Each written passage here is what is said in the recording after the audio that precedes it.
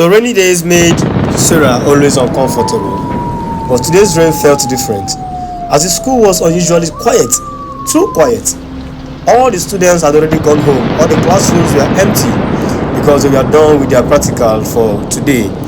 But there is Sarah who came from another school to write her WAEC in this school. The day it was raining, she felt so sick, she slept off in the classroom, not knowing that everybody had already gone home. Then Mama Grace came as the school cleaner to wake Sarah up from her sleep, asking her, "Young lady, why are you still here? Young What are you lady, doing what here are by you this time still of the doing day?" here alone? Everybody has gone Sarah home. told her I that wasn't she feeling wasn't too feeling well, ma. fine. I She rested started my to rest head her and head, slept off. but she You need to slept go off home in the now. process. This rain is becoming too much. Oh no, my umbrella. I forgot it in the laboratory. No, don't go there now. I can't leave without my umbrella. I'll be quick. Sarah is determined to go to the lab to get her umbrella, regardless of the storm and the rain, and regardless of the warning from Mama Grace. The lab sat on the top floor of the oldest building in the school, a place filled with dusty skeletons, broken science equipment, and stories nobody liked to talk about. But Sarah never listened. She didn't know anything about it because she was a new student, so she felt it was just a normal lab. Now Sarah is inside the lab to get her umbrella. The old lab is always quiet, especially when it's raining. Everywhere is dark. Sarah is looking for her umbrella, and there she finds her umbrella. Yes, she reaches out for her umbrella. She's so happy she has found her umbrella. But that's just the beginning of her problems. Sarah felt unusual, and then she saw strange images walking close to her.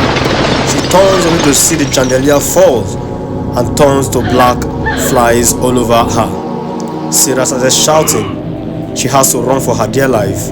Yes, she doesn't know what to do, but she has to run. Sarah started running to the door to see if she can go out of the lab, but no way, the lab was locked. Sarah doesn't know what to do anymore.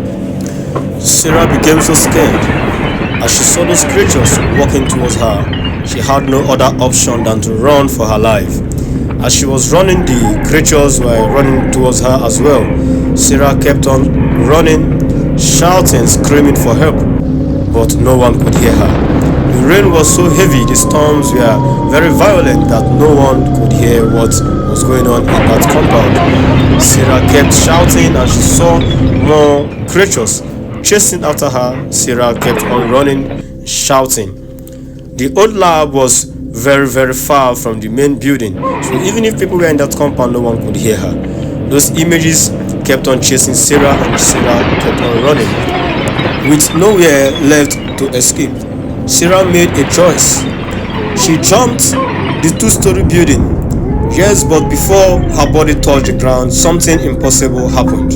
Something hidden inside Sarah awakened. The girl who fell from the laboratory window was no longer ordinary. At this point, Sarah started recognizing who she is and the power she possesses. So she was now calm, she wasn't shouting anymore. Now this is the birth of the Iron Lady. Sarah lands with her head inside the water. Everyone thought that was the end of Sarah, but she rose into the strong Iron Lady. She was not expecting the end, but she was happy.